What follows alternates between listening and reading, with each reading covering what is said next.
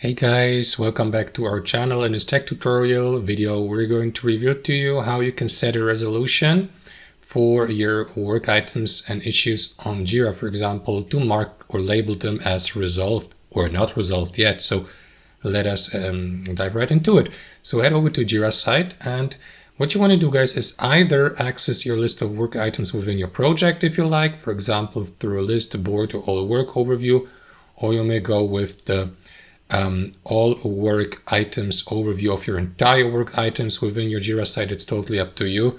So I will go with work items within that Kanban project here for demonstration purposes and apply the resolution field or status to it later.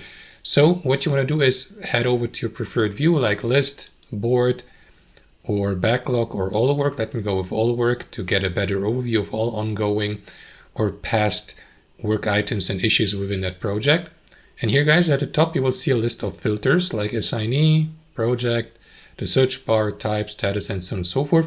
So here you may add another filter, in this case here the resolution filter. Click into it.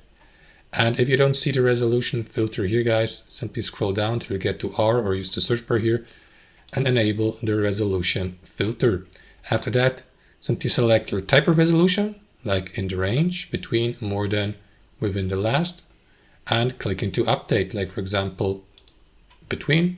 And after that, set a date, for example, or go with, I don't know, in the range, and so on and so forth. So let me go with more than 30 minutes ago, 1 hour ago, for example.